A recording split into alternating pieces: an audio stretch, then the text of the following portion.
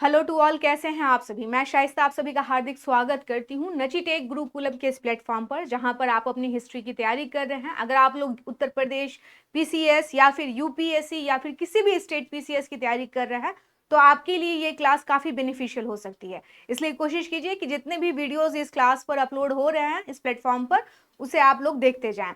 अभी हम लोग मिडिवल इंडिया कर रहे हैं स्टूडेंट, और मिडिवल इंडिया का आपका एक लेक्चर जा चुका है। अगर आप लोगों ने उस लेक्चर को मिस किया है तो जा करके देख लें ज़रूर से, क्योंकि दिल्ली सल्तनत जो आज हम पढ़ने वाले हैं ये उसी की कड़ी है। हमने पिछले क्लास में कुतुबुद्दीन ऐबक, इल्तुतमिश, इन सब के बारे में डिटेल से पढ़ा था। उन सब चीज़ों को मैंने आपको डिटेल में करवाया था। तो मैं चाहूँगी कि आप जो आपका टॉपिक है उसकी क्लैरिटी के लिए ये ज़रूरी हो जाता है कि आप उस टॉपिक को भी देख लें, है ना। आज हम लोग पढ़ने वाले हैं स्टूडेंट रजिया सुल्तान से लेकर के बलबन तक। और मैंने आपको बताया कि हम लोगों ने पिछले क्लास में क्या क्या किया था। मैंने आपको बताया कि दिल्ली सल्तनत में जो है, अगर आप देखें तो एक लंबे समय तक जो है ये दिल्ली सल्तनत भारत में बना रहा है। लगभग 300 साल का इतिहास है, जिसने भारत की सामाजिक, आर्थिक, राजनीतिक और धार्मिक जीवन को कहीं ना कहीं प्रभावित किया और खुद भी उससे प्रभावित हुए। तो ये हमारे लिए इंपॉर्टेंट हो जाता है स्टूडेंट। और कई बार स्टूडेंट सब जो है वो काफ़ी कंफ्यूज हो जाते हैं कुछ टर्म्स को लेकर के, क्योंकि इसमें कुछ फारसी के वर्ड भी मिलते हैं। तो लेकिन उसके लिए आपको परेशान होने की ज़रूरत नहीं है, मैं यहाँ पर हूँ इसीलिए हूँ। और मैंने आपको बताया था कि दिल्ली सल्तनत का जो इतिहास है उसे हम लोग थोड़ा सा अच्छे से करेंगे, ताकि आपके कोई भी क्वेश्चन, अगर आप किसी भी पीसीएस एग्जाम में जाएंगे तो ज़रूरी नहीं है कि वन लाइनर क्वेश्चन मिले। अगर आपका कॉन्सेप्ट क्लियर है तो आप क्या करेंगे, रिलेट कर सकते हैं। तो रिलेट करने के लिए आपके कॉन्सेप्ट क्लियर होने चाहिए स्टूडेंट। तो इसीलिए मेरी कोशिश रहती है कि आपको आगे समझाते हुए जो इम्पोर्टेंट फैक्ट्स हैं वो पढ़ाए जाएं। मैंने बताया था कि दिल्ली सल्तनत जो 300 सालों का इतिहास आप पढ़ने वाले हैं, इसमें लगभग 5 अलग अलग जो डायनेस्टी है वो रूल करती है, अलग अलग समय पे करती है। जैसे कि आप देख सकते हैं, पहला जो है ममलूक डायनेस्टी कहते हैं हम उसे, जो कि 1206 से 1290 के बीच में शासन करती है। और फिर उसके बाद खिलजी डायनेस्टी आता है जो 1290 से 1320, उसी तरह तुगलक, फिर सैयद, फिर लोधी। फिलहाल अभी हम लोग किसकी बात कर रहे हैं, हम लोग बात कर रहे हैं ममलूक डायनेस्टी, जिसे आप स्लेव डायनेस्टी भी कहते हैं। लेकिन मैंने आपको पिछले क्लास में बताया था कि स्लेव डायनेस्टी कहने से बेहतर है कि हम लोग क्या कहेंगे, इसे ममलूक डायनेस्टी कहेंगे। क्यों? ममलूक का मतलब होता है कि मतलब स्वतंत्र माता पिता की जो औलाद है उसे हम क्या कहते हैं, ममलूक कहते हैं स्टूडेंट।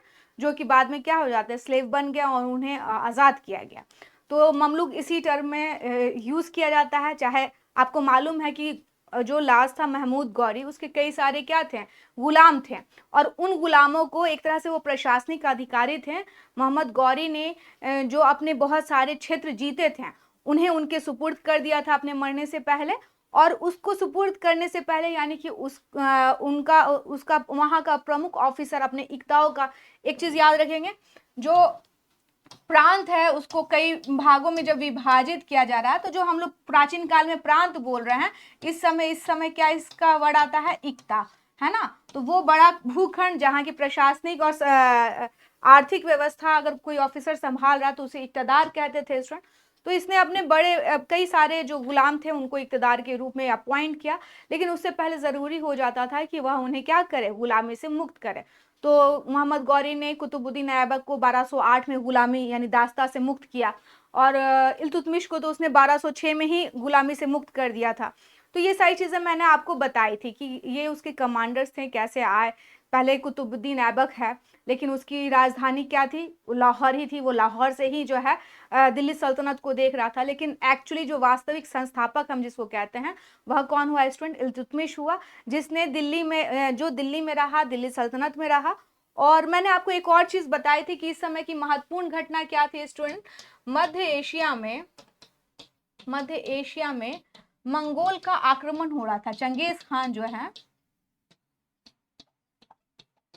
चंगेज खान का पूरा खौफ जो है मध्य एशिया में व्याप्त था, जिसके कारण कई सारी डायनेस्टी वहां पर उखड़ गई थी। वहां की कई सारे विद्वान, इंटेलेक्चुअल्स, कारीगर, आर्टिजन्स, ये सारे लोग कहाँ शरण पाने के लिए कहाँ आ रहे थे, दिल्ली सल्तनत में आते हैं। किस समय, स्पेशली इल्तुतमिश के समय हम देखते हैं कि उनका प्रवास जो है दिल्ली सल्तनत में काफी होता है। और मैंने एक और चीज़ आप लोगों को बताई थी, वह बताई थी ये स्टूडेंट कि दिल्ली सल्तनत में हम देखते हैं सुल्तान तो एक बहुत महत्वपूर्ण पोस्ट हो ही गया, क्योंकि सारी चीज़ों को कंट्रोल कर रहा है।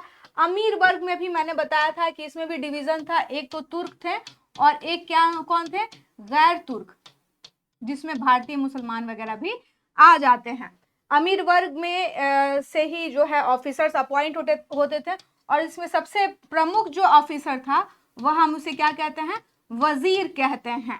वजीर जो था, अगर हम देखें तो एक तरह से सत्ता का जो केंद्र था वो सुल्तान और वजीर के इर्द गिर्द जो है वह रहता था स्टूडेंट। इसमें उलेमा वर्ग की भी बहुत महत्वपूर्ण भूमिका थी। अब हम बात करेंगे, मैंने आपको बताया था ये सारी चीज़ें आप लोग अगर मिस कर गए हैं तो उसे जाके देख लीजिए। जो प्रांत यानी कि जो पूरा साम्राज्य है, केंद्र है, उसको क्या प्रांतों में बांटा गया और इसे क्या कहा गया, इक्ता कहा गया, है ना। और इन इक्तों को किस में बांटा गया, शिक में, जिसको आज के टाइम पे हम जिला कहते हैं। और इन शिकों को परगने में बांटा गया, और सबसे लास्ट जो प्रशासन की इकाई थी वह ग्राम थी। आज जो हम लोग क्लास में पढ़ने वाले हैं, कुतुबुद्दीन ऐबक मैंने करा दिया है, इल्तुतमिश करा दिया है, डिटेल क्लास है, आप लोग जा करके क्या कर सकते हैं, देख सकते हैं, तो आप लोग देख लें।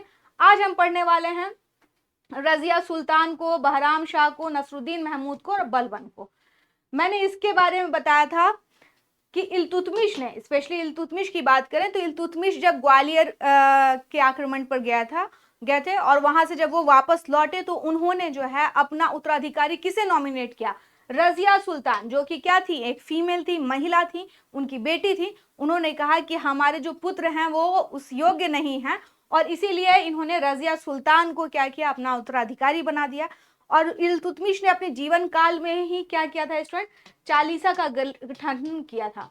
चालीसा क्या थे, चालीसा एक दल था जिसमें इल्तुतमिश के प्रति वफादार 40 गुलामों का एक दल था, ऑफिसर्स का दल था जो उसके प्रति वफादार रहते हैं। लेकिन अनफॉर्चुनेटली इल्तुतमिश की मृत्यु के बाद ये जो चालीसा था वह एक बहुत बड़ी जो सुल्तान के वंशज हैं उन्हीं के खिलाफ कॉन्स्पिरेसी में लगता हुआ हमें दिख जाता है। तो खैर इल्तुतमिश तो क्या हुआ, उनकी मृत्यु हो गई, लेकिन उनकी बात को नहीं माना गया। उस समय का जो ऑर्थोडॉक्स सोसाइटी था, उस समय के जो काफ़ी ऑर्थोडॉक्स मुस्लिम थे, उलेमा का प्रभाव था शासन पे, तो उन्होंने रजिया सुल्तान को जो है क्या नहीं किया, शासिका नहीं बनने दिया। उन्होंने रुकनुद्दीन को शासक बना दिया, जो कि इल्तुतमिश का ही बेटा था और बहुत ही गैर जिम्मेदार था, और इसके अलावा जो है वो योग्य नहीं था। सारी शक्ति उसकी माँ शाह तुर्कान जो है नियंत्रित कर रही थी, और रजिया सुल्तान को नहीं बनाया गया। लेकिन अब हम रजिया सुल्तान के बारे में पढ़ने वाले हैं कि वो कैसे शासिका बनी। मैंने लास्ट क्लास में आपको बताया था कि रुकनुद्दीन को तो इन लोगों ने, ऑफिसर्स ने क्या किया, अपॉइंट कर दिया एज ए शासक। लेकिन रजिया सुल्तान जो है वो फ्राइडे प्रेयर होता है मुसलमानों में, बहुत इंपॉर्टेंट होता है, जिसे जुम्मे की नमाज कहते हैं।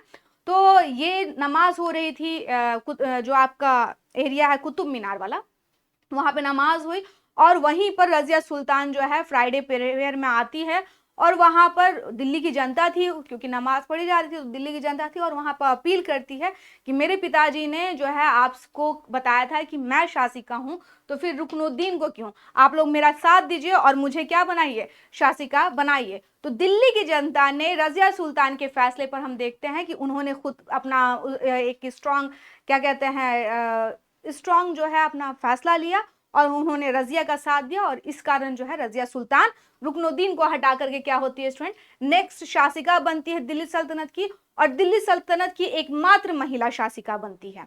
ये काफी इंटरेस्टिंग होने वाला है, तो आप लोग पूरी क्लास को क्या करें, पूरी क्लास को अच्छे से विस्तार से देखें।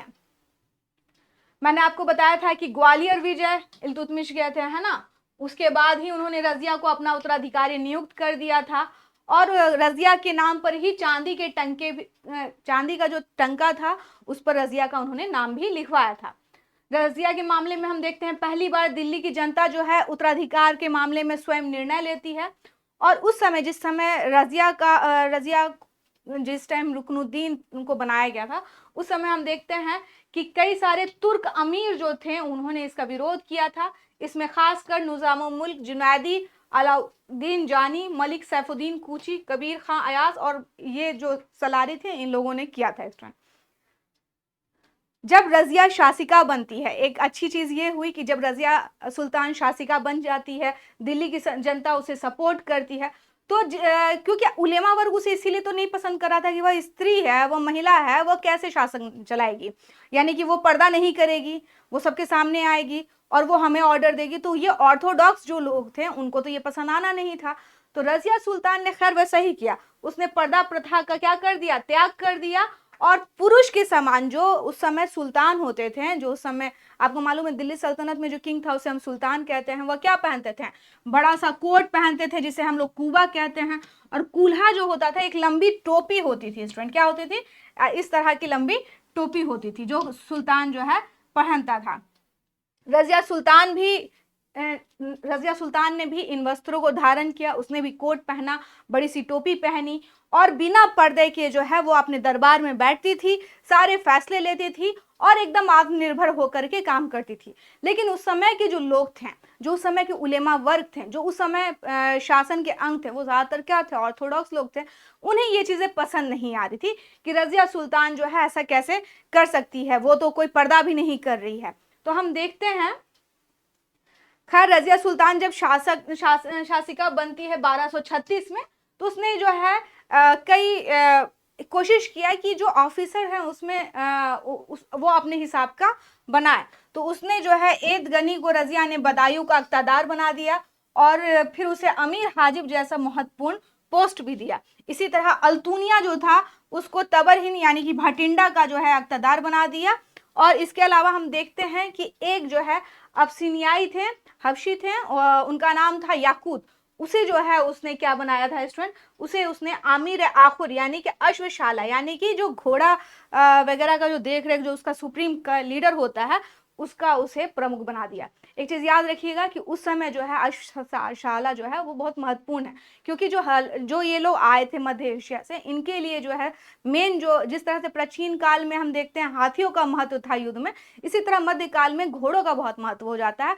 तो अगर उसका जो अश्वशाला का अगर कोई प्रधान है स्टूडेंट, तो उसका क्या होता, बहुत महत्वपूर्ण पोस्ट माना जाता था, क्योंकि सारी लड़ाइयां और ये वो उन सब का काम करना का काम यही था। तो हम देखते हैं कि इसने जो है अपॉइंट किया,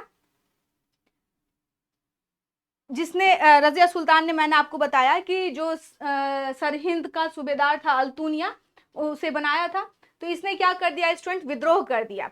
और जब इसने विद्रोह किया तो उसके बाद जो रजिया इस विद्रोह को कुचलने गई, तो उसी के पीठ पीछे जो है लोगों ने किसे बना दिया, बहराम शाह को जो है दिल्ली का शासक बना दिया। रजिया वहां गई थी उस विद्रोह को शांत कराने, उसे बंदी बना लिया गया था, लेकिन वह जो है सफल हो जाती है अल्तुनिया को कन्विंस करने में, और उससे उसने वहां पे शादी कर ली। फिर वो अल्तुनिया के साथ जो है किधर आ रही थी, दिल्ली आ रही थी, ताकि वह जो है अपने भाई को हटा करके अपना शासन खुद वापस ले सके। लेकिन हम देखते हैं बहराम शाह और रजिया के बीच में जो लड़ाई होती है उसमें रजिया सुल्तान पराजित हो जाती है। लेकिन अनफॉर्चुनेटली जब इसी युद्ध के दौरान ही 1240 ईस्वी में उसकी हत्या कैथल यानी हरियाणा में कर दी गई। तो इस तरह हम देखते हैं रजिया को एक कॉन्स्पिरेसी के तहत ही क्या किया गया, हटाया गया। उसे पहले तो बनने नहीं दिया जा रहा था शासिका, लेकिन जब वो बनी तो उसके ऑफिसर्स ने ही विद्रोह कर दिया। जब वो विद्रोह उसने शांत कराया तो दिल्ली में तख्ता पलट कर दिया गया। जब वो दिल्ली आई तो उसके भाई से लड़ाई होती है, लेकिन उसमें वो हारती है, और अनफॉर्चुनेटली इसी युद्ध के मैदान में ही जो है उसकी हत्या हो जाती है। स्टूडेंट, कहा जाता है एक बड़ा ही क्या है, बहुत ही एक अफसोसनाक घटना रही रजिया की मृत्यु। कहा जाता है कि जब युद्ध के कारण जो रजिया काफी थक गई थी और वो जो है रेस्ट कर रही थी, कहीं छुपी हुई थी रजिया सुल्तान, और उसी दरमियान कोई चोर था जिसने जो है रजिया को देखा। उसे नहीं मालूम था कि ये दिल्ली की शासिका रही हुई है या दिल्ली की शासिका रजिया सुल्तान यही है, क्योंकि उसने बहुत क्या महंगे कोट पहने हुए थे, ज्वेलरीज पहनी हुई थी। तो उस चोर ने रजिया की हत्या कर दी। खैर, और जब उसने जो है वो कोट उठा करके दिल्ली में आया और दिल्ली के बाजार में उसे बेचने की कोशिश करने लगा, तो दिल्ली की जनता जानती थी कि ये रजिया का कोट है, तो उन्होंने कहा कि तुम्हें ये कहाँ से मिला। तो बाद में पता चला कि इसने तो इसकी हत्या कर दी है। तो इस तरह का कहीं ना कहीं मामला था, बहुत अनफॉर्चुनेट था। रजिया सुल्तान के बारे में कहा जाता है कि काफी कैपेबल थी, काफ़ी दूरदर्शी थी, काफ़ी दिमाग था और बहुत अच्छे से शासन चला सकती थी। मिन्हाजुस सिराज जुज़ानी जो कि उस समय इल्तुतमिश के टाइम पर जो है एक बहुत बड़े विद्वान थे, रज़िया के टाइम पे भी थे। उन्होंने कहा कि रज़िया में सारी योग्यता थी, लेकिन सारी दिक्कत यहीं पे थी कि वो क्या थी, एक महिला थी और महिला होने के नाते जो है उसे काम करने नहीं दिया जा रहा था। रज़िया की असफलता का मुख्य कारण कौन थे स्टूडेंट? तुर्की गुलाम थे जो कि जिसे इल्तुतमिश ने बनाया था, चालीसा का जो गठन किया था। उनकी महत्वाकांक्षा ही कहीं ना कहीं रज़िया सुल्तान के को हटाने में उनकी महत्वाकांक्षा ही रज़िया सुल्तान जैसी शासिका को हटाने में कारगर दिखती है हमें। और इसके अलावा हम देखते हैं इसका रज़िया सुल्तान को नहीं पसंद करने का एकमात्र कारण है कि वह महिला है। हम लोग 1200 किसकी बात कर रहे हैं? 1236 और 40 की बात कर रहे हैं। आज तो खैर हम लोग बहुत प्रोग्रेस कर गए हैं। आप एडमिनिस्ट्रेशन से लेकर के चीफ मिनिस्टर, यहाँ तक कि प्राइम मिनिस्टर के रूप में भी महिला को देख सकते हैं। लेकिन आज से अगर आप 1000 साल पीछे जाते हैं, उस समय ज़माना कैसा रहा होगा आप सोच के देखिए, क्योंकि आज भी बहुत सारी चीज़ों में हम उन्हें एडजस्ट नहीं कर पाते हैं। खैर सरकार की वजह से, एजुकेशन की वजह से चीज़ें बदल रही हैं, लेकिन उस ज़माने में तो ये चीज़ थी नहीं, तो ये बड़ा दिक्कत था। एलिफिस्टन है, एक हिस्टोरियन है, उन्होंने कहा कि यदि रज़िया स्त्री नहीं होती तो उसका नाम भारत के महान मुस्लिम शासकों में गिना जाता, लेकिन अनफॉर्चुनेटली चूंकि वो महिला थी और उसे नापसंद करने के कई कारण थे लोगों के पास, और उन्होंने हमेशा कॉन्स्पिरेसी की। जब तक रज़िया इन 4 सालों में शासिका रही, लगातार उसे कॉन्स्पिरेसी का सामना करना पड़ा।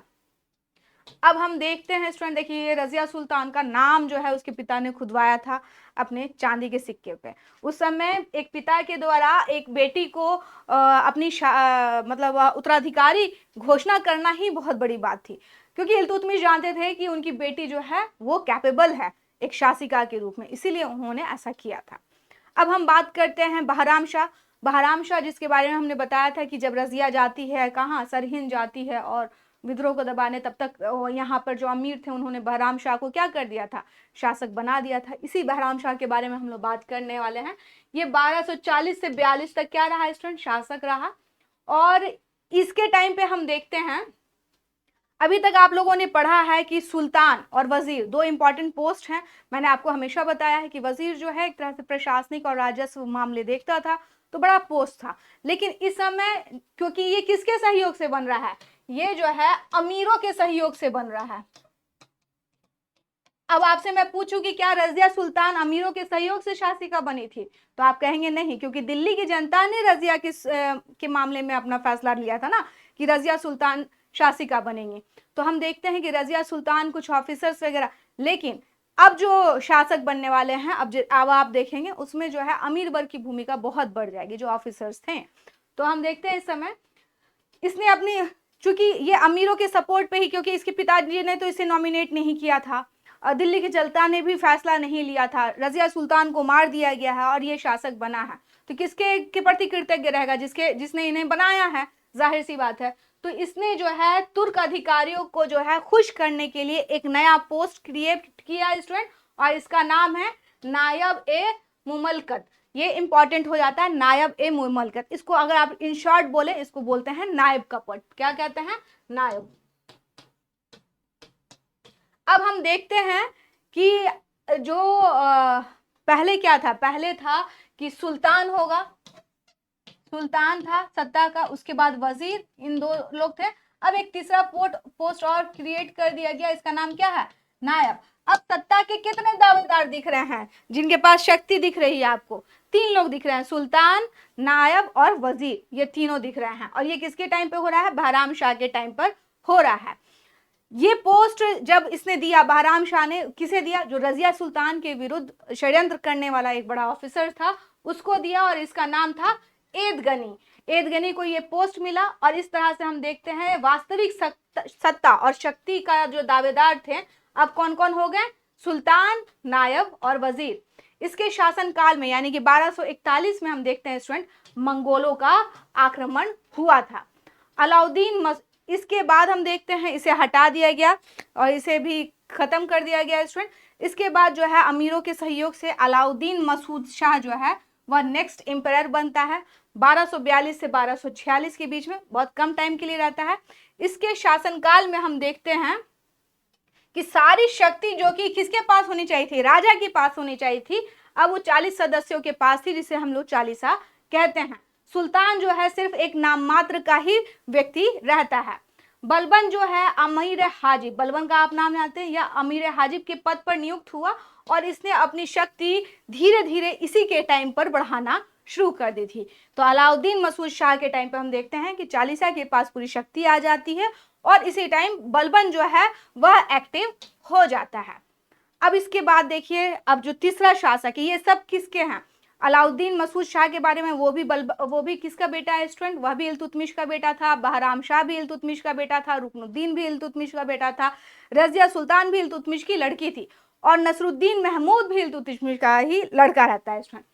इसके साथ एक चीज याद रखिएगा, मैंने आपको बताया था कि इल्तुतमिश वैसा पहला शासक था जिसके बाद जो हम देखते हैं एक वंशानुगत शासक, मतलब अपने जनरेशन से, एक जनरेशन से दूसरे जनरेशन जो है क्या हो रही है, पावर जो है ट्रांसफर हो रही है। अब नसरुद्दीन महमूद शाह 1246 से 1265 के बीच में था स्टूडेंट। यह जो था, यह व्यक्ति अच्छा था, मधुर स्वभाव का था, धार्मिक प्रवृत्ति वाला व्यक्ति था। कहा जाता है कि यह खाली समय में क्या करता था, कुरान पढ़ता था, उसकी नकल करता, मतलब उस पर जो है चीजें लिखता था, ये सारी चीजें करता था। तो काफी मतलब शुद्ध आचरण वाला व्यक्ति था ये नसरुद्दीन महमूद। और आपको मैंने बताया है कि मिनहाजुस सिराजुज़ानी जो कि किसके टाइम पे हैं, इल्तुतमिश के टाइम पर आते हैं और उन्हें संरक्षण था। नसरुद्दीन के टाइम पर हम देखते हैं कि उन्होंने तबकाते नासरी, बहुत इंपॉर्टेंट नहीं, बहुत ही इंपॉर्टेंट किताब है मिडिवल इंडिया में सल्तनत को जानने के लिए। तो इन्होंने तबकाते नासरी लिखी थी। नासरी यानी नसरुद्दीन महमूद को ही इन्होंने समर्पित किया था। ठीक है, तो अगर आपसे पूछ दिया जाए कि मिनहाजुस सिराजुज़ानी की किताब का नाम क्या है, तो आप क्या कहेंगे, तबकाते नासरी। किसे समर्पित किया, नसरुद्दीन महमूद को समर्पित किया। इसके शासनकाल में जो है नसरुद्दीन के शासनकाल में यह मुख्य काजी के पद पर नियुक्त हुआ था। बाद में षड्यंत्र कर उसे शासनकाल से हटा दिया गया, उसे काजी की पोस्ट से हटा दिया गया। अब हम देखते हैं नसरुद्दीन महमूद के टाइम पे ही बलबन जो है वो सारी शक्ति उसके हाथों में आनी शुरू हो जाती है। 1249 में 1249 में बलबन को इसने उलुग खां की उपाधि दी और सेना पर पूर्ण नियंत्रण के साथ उसे नायब मुमलकत का पद दे दिया। मैंने आपको बताया था कि सुल्तान, वजीर और नायब ये 3 पोस्ट हैं जो कि अमीर हाजिब के रूप में नियुक्त हुआ था बलबन अलाउद्दीन के टाइम पे। अब जो है नसरुद्दीन के टाइम पर सारी शक्ति लगभग इसी के हाथों में आ जाती है 1250 के आसपास तक, और इसे उलुग खां की उपाधि मिलती है और इसे नायब का पोस्ट भी मिल जाता है। इसके शासनकाल में हम देखते हैं भारतीय मुसलमानों का एक दल बनता है स्टूडेंट, और ये भारतीय मुसलमान जो थे, इनका जो नेता था इसका नाम था इमानुद्दीन रिहान। ठीक है, ये पूछा जाता है आपसे कि इमानुद्दीन रिहान का रिवोल्ट कब हुआ। रिहान को जो है इस पे कई सारे एलिगेशन लगाए गए कि ये जो है अच्छा नहीं है, क्योंकि ये जो है धर्म परिवर्तन करके क्या हुआ है, मुसलमान बना है, तो इसे उस तरह का रिस्पेक्टफुल तरीके से देखा नहीं जा रहा था स्टूडेंट, और इसके खिलाफ जो है बहुत सारा षड्यंत्र किया जा रहा था। और बाद में तो इसे बलबन मरवा ही देता है। हम देखते हैं 1265 में नसरुद्दीन महमूद की मृत्यु होने के बाद बलबन ने स्वयं को क्या कर दिया, सुल्तान घोषित कर दिया, और इसके बाद जो है सत्ता का उत्तराधिकारी बन जाता है। तो ये चीजें आपको याद रहनी चाहिए, नसरुद्दीन के टाइम पे ही बलबन का क्या हो रहा है, राइज हो रहा है।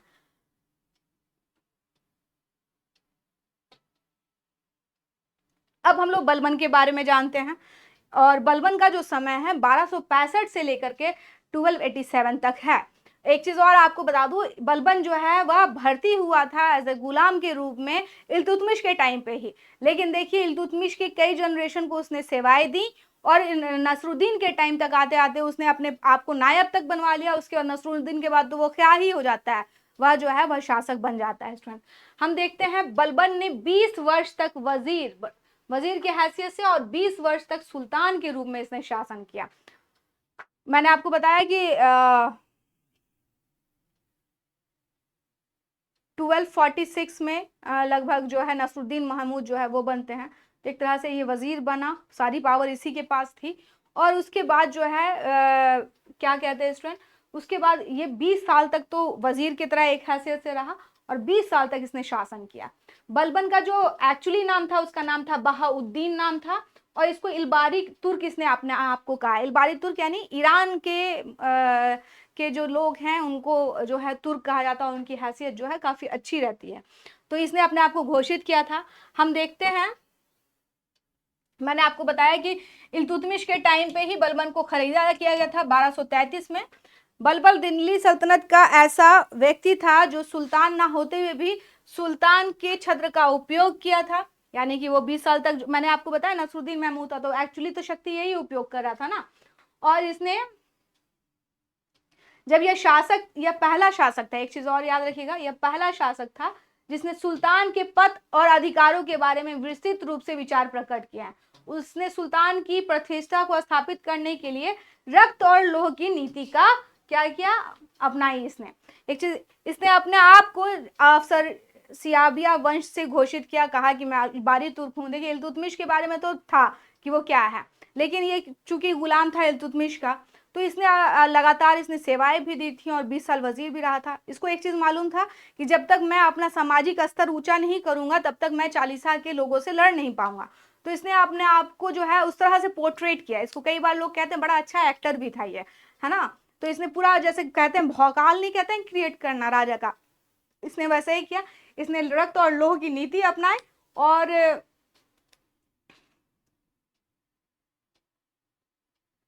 इसके टाइम की बलबन के शासन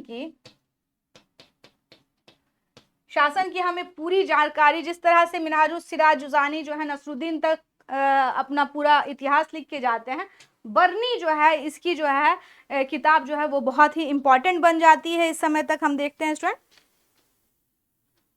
इसके बाद जो है शासन की जानकारी के लिए बलबन का जो बलबन ने राजतत्व का सिद्धांत दिया, मैंने बताया कि शासक की क्या प्रतिष्ठा होती है, क्या ऐसे चलना चाहिए, इसने पूरा खाका दिया स्टूडेंट। तो इसने जो राजतत्व की मुख्य विशेषता थी वह था कि ईश्वर का पद, नहीं सॉरी, सुल्तान का जो पद है वह ईश्वर के द्वारा क्या किया गया है, प्रदान किया गया है। यानी कि सुल्तान को ईश्वर ने बनाया है, इसलिए आप उस पर क्या नहीं कर सकते, कोई ऑब्जेक्शन नहीं लगा सकते। पहला तो यही रोक हो गया। और दूसरा इसने कहा कि सुल्तान का निरंकुश होना जरूरी है। इसका मतलब ये हुआ कि उसका क्या है, एब्सोल्यूट पावर उसके पास रहेगा और वो कोई भी फैसला ले सकता है। ये बलबन की नीति थी स्टूडेंट।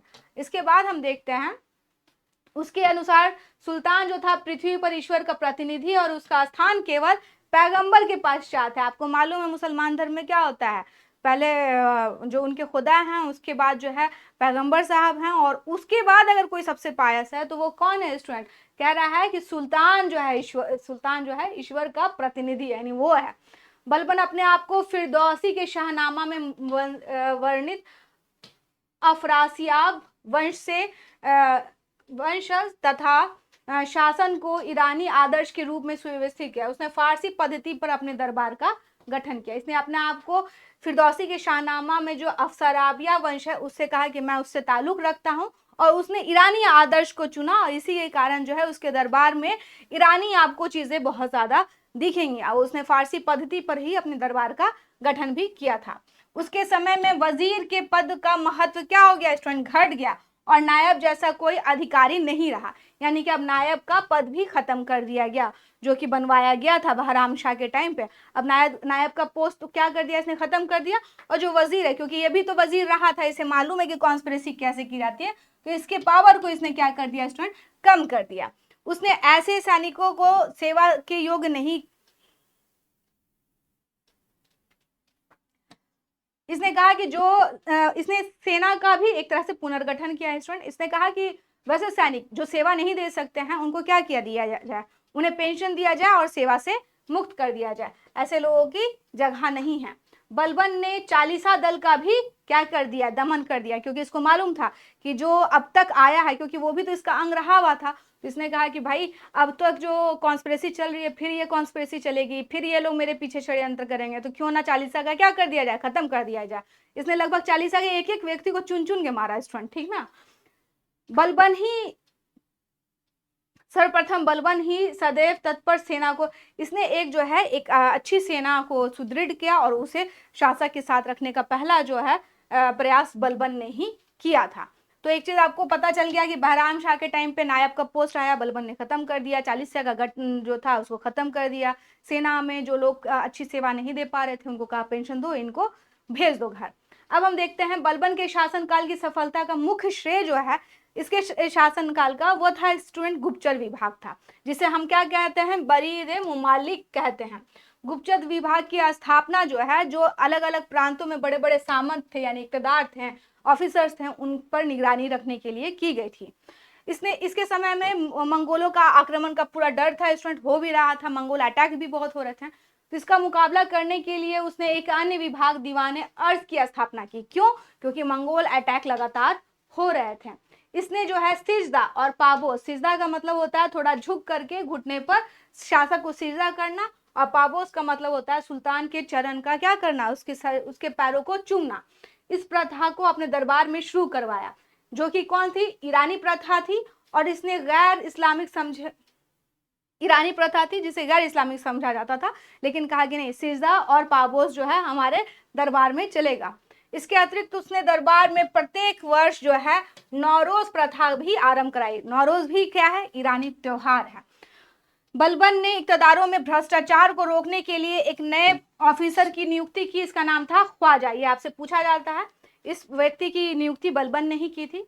उसने सेना को नगद वेतन देने की व्यवस्था की। ऐसा नहीं है कि सभी को नगद वेतन दिए जा रहे थे, ये चीज तो अलाउद्दीन के टाइम पे ज्यादा आती है, लेकिन इसने कोशिश की कि यहाँ से ये काम होना शुरू हो जाए।